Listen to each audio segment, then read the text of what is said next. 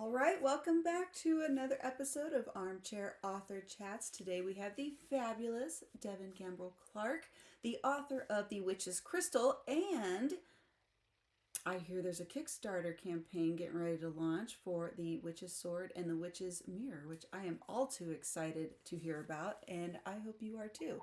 So without further ado, let's bring her on. Hi, Devon. How are Hello. you? I'm good. How have you been? You look adorable. Thank you. I'm definitely going to do curls from now on. I love the curls. Oh my gosh. I love them. So, welcome to the show. Welcome back to the show, rather. So, let's start with your latest book, or rather, two books. How would you pitch it in one sentence? But first, tell us a little bit about what's coming up. What's coming up is my Kickstarter in April, and I'm going to publish or share both The Witch's Mirror and The Witch's Sword because they're a duology within the series. And that duology is sort of centered on Jasden, correct? Yes, the city of Jasden in the kingdom of the night sorcerers. Woo! If anyone's read The Witch's Crystal, you know. So, Yeah. so how would you pitch this in one sentence? Both books in one sentence. That's gonna be a tough one, I think. But you could do it. Both books in one sentence. Let's go with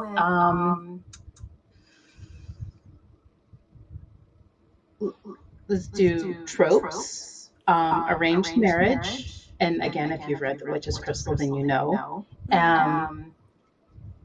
Chaos, panic, and disorder, villain origin story. Ooh, I like this. If this isn't piquing your interest already, then you're sleeping at the wheel, people. She is an amazing writer, and you are missing out. So, what was the spark that set this duology into motion?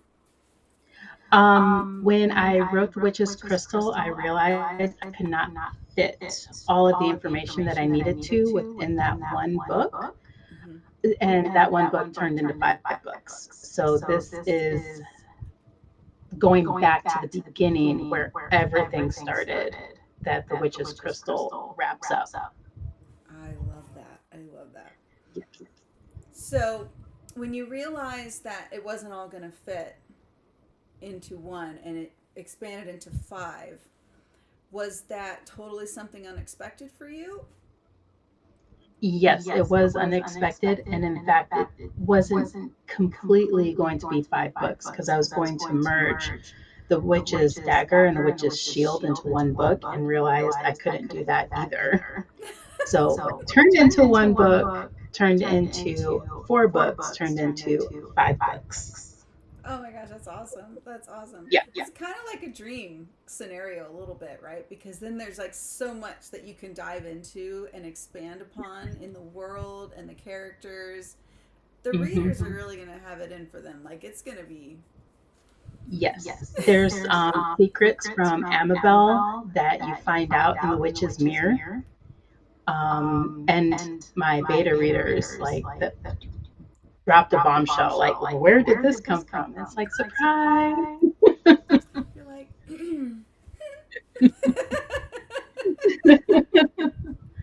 so I love your characters, especially Amabel. Did you base Amabel or any of the other characters on people, like traits from people you know, or were they completely fictional?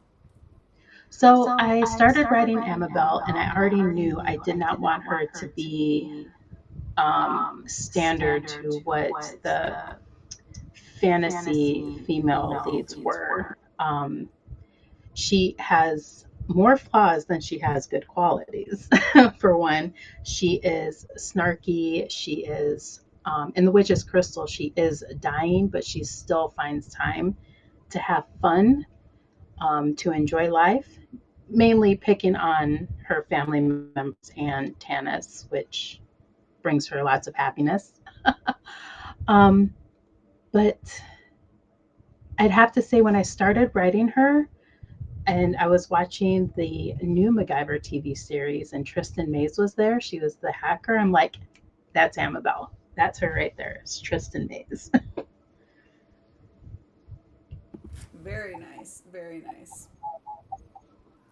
So, writing can be a wild process, as we all know. Do you have any quirky habits, routines, or must have rituals when working on your books? I'd have to say that one thing I do to get that hyper focus set in is I write in a dark room and I have a lamp behind my computer monitor. So that draws my focus to the computer monitor and I stay off all electronics. I will put my computer into airplane mode so I can't cruise the internet. And I have codes when I'm writing. So one is research this. So I'll be in the middle of typing and I'll come across something that I need to know more about since my world is based ish in the time period of Marie Antoinette and the Palace of Versailles. So I'll put in one, research the mirror room, and then I'll just keep on writing. And if I stumble across a new character that needs a name, I'll put the number 9 in so I can just go back and look up 9 and then figure out what name I need to come up with. I like the idea of isolating your attention to just, I'm going to sit here, I'm going to write, there are no other distractions. And you've even gotten yourself in a position that when you do have a note or a notation, you just got your little list of notes on the side and you're not distracting yourself with the urge to, we call it doom scroll by accident. Yes. Yes. Or fall down the research rabbit hole. Yeah, that's way too easy to do. Yes, But I'm yes, it is. researching. Am I? Researching is so much fun. I love that. I love that. So, what was the most rewarding or most challenging part of writing the Jasden duology? I want to say the most rewarding is people are my readers were beta readers were able to see some of the background and the lore that surrounds Amabel and her family, as well as the huge dynamic within her family. Their comments and laughter was just fantastic. Challenging is because I wrote The Witch's Crystal first, I have to follow that. And I'm a creative writer or a discovery writer. So I cannot deviate from what the ending already is. Nice. Nice. So, did anything about the story surprise you along the way? Um,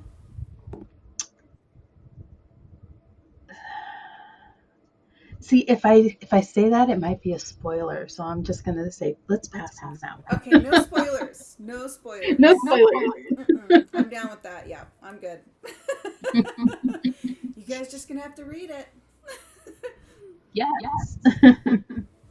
Publishing can be a roller coaster. What's been your biggest wow or what just happened moment in your journey so far? I'd have to say that doing the research and the actual publishing part of it, setting your book up on the platforms was not as hard as I thought it was going to be.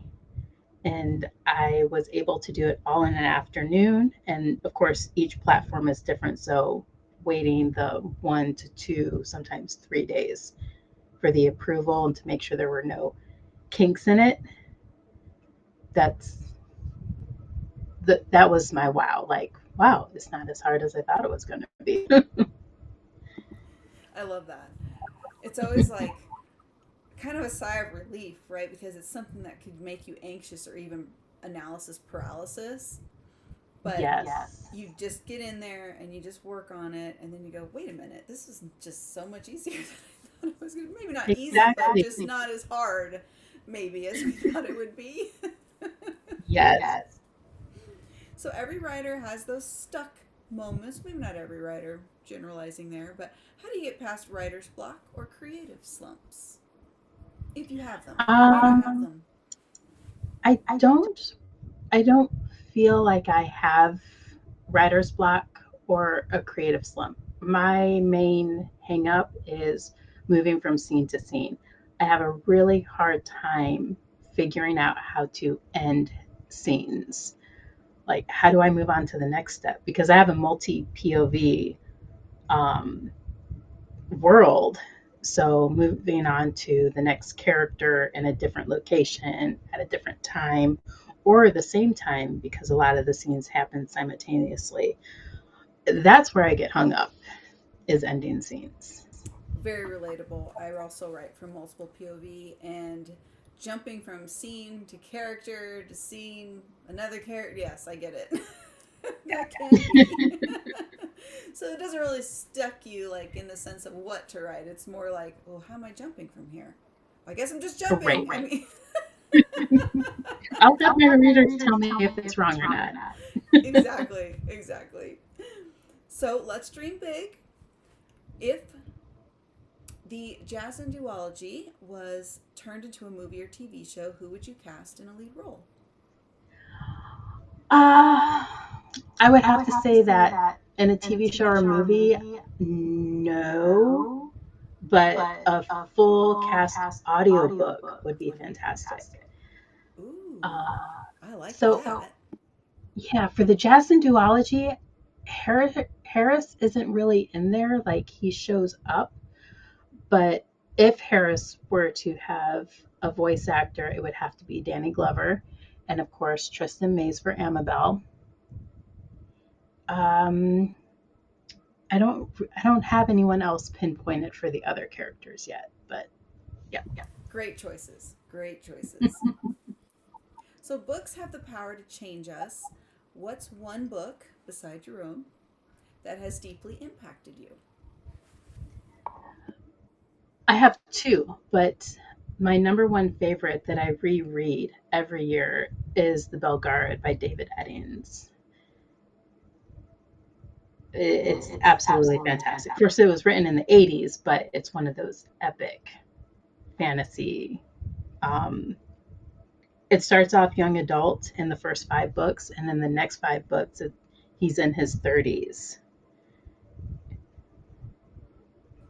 Very nice. Very nice. And if you could have a dinner party with three literary characters, yours or someone else's, whoever, who would you invite and why? Oh, I would have to. Where is it? Right here. Mandarellin is my literary husband. So he would be one, and I think I would like to talk to him about the uh, philosophy and history and the different variations of wine. Who I else? love it.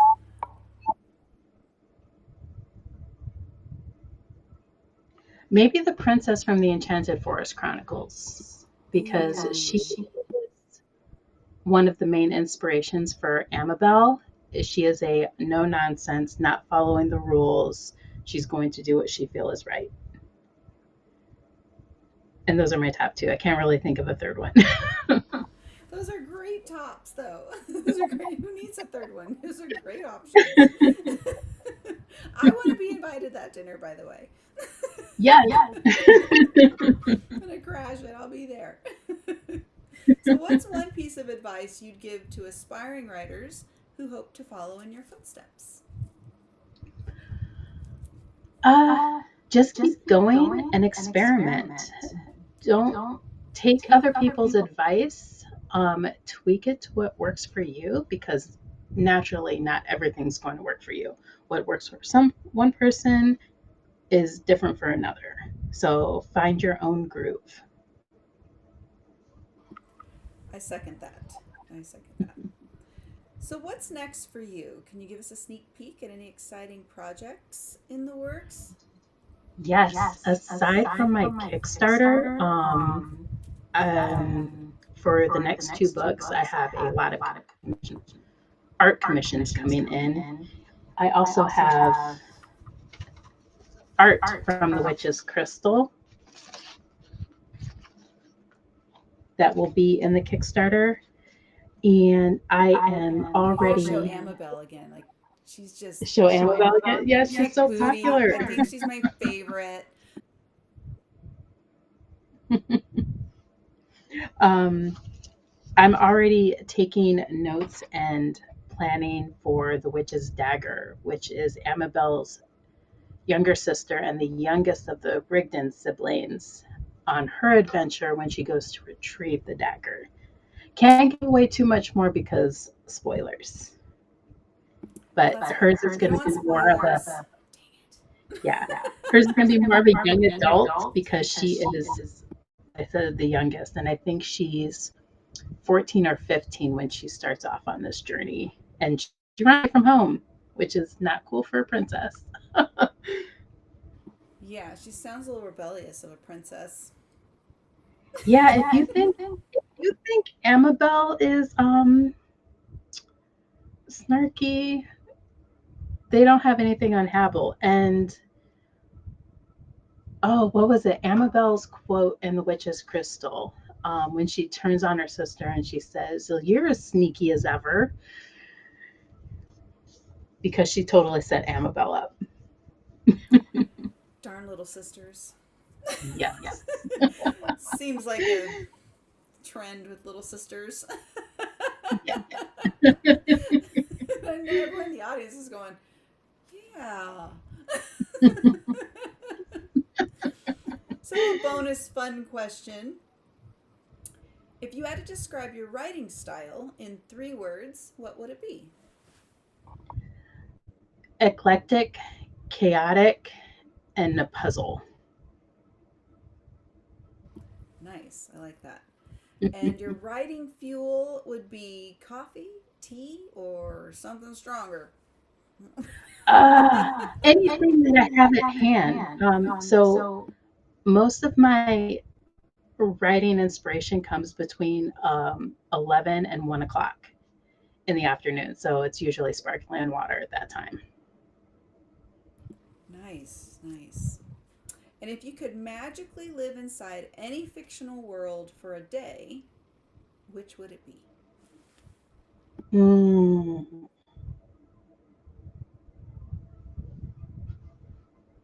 Enchanted Forest Chronicles because magic has rules and laws, and they have talking squirrels. Okay, well, I'm with you. I mean, a talking squirrel, you can't really run from that. You want to just be in that for sure. So, I'd like to hear a little bit more about your Kickstarter that's coming up for the duology. Are there any Is there anything you can tell us about it? I know it's you're launching around April 2nd. Yes. April 2nd is the date that I have tentatively picked. Um, so I'm going to have the main thing I'm excited about is the character art and something that I call letters from the author. So that's going to entail a handwritten letter from me with world building backstories that no one else is going to have access to, and teaser snippets from the next book, The Witch's Dagger, which is Havel's story.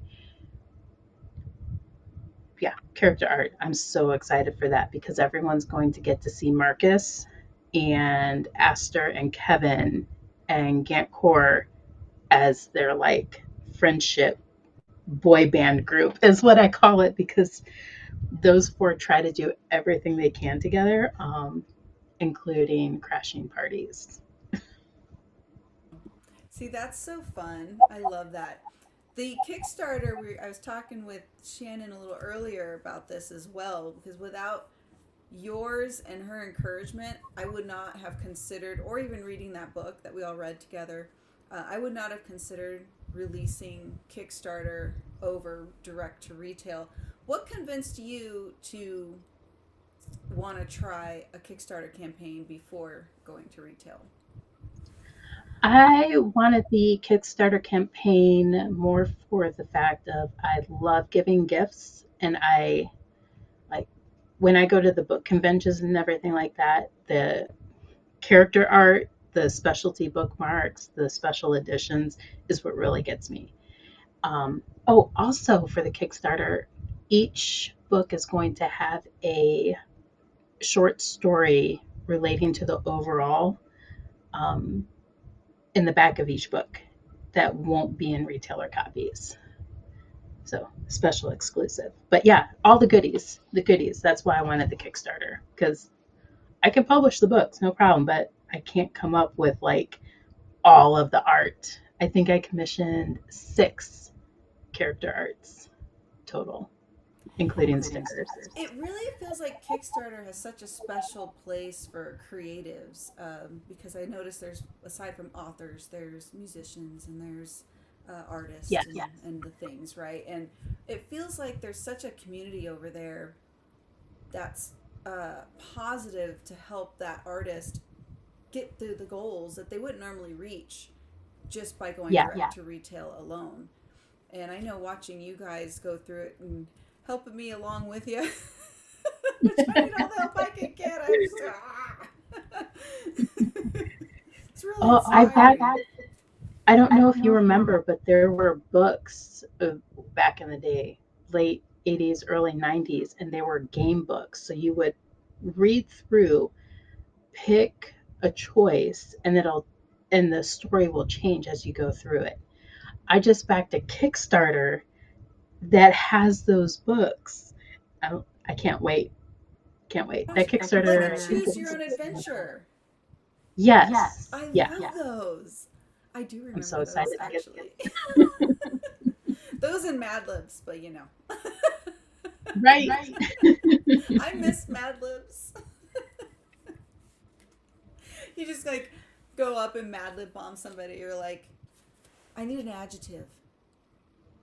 Yes. Oh, Devon, thank you so much for being here. I appreciate you. And would you like to leave our audience with the details on how they can buy your books or can help show some love to your Kickstarter? When, where, and also we will put everything in the show notes for the podcast and the description below post after we are done here. But would you like to say a few? Yeah, absolutely. So my books are available wide, and of course, like Rita said, that will be linked down below. And for my Kickstarter, I'm pretty sure it's going to be April 2nd. So that link will also be there. I'm super excited about it. Oh my gosh. The art's going to be fantastically amazing. I love that. I love that. Thank you so much for being here. And that brings us to the end of this episode. I appreciate you, Devon. Thanks for coming. Thank you. Very welcome. Thank you for having me. It's always fun. It's always fun. I know. I love it. I love touching base and seeing how you're doing and seeing how we can help support your writing journey. And I will see you very soon. And thank you for being here. Yeah, thank you. For more information, links will be in the description below and also in the show notes on the podcast. If you like this interview, please like, comment, subscribe, and don't forget to share the video.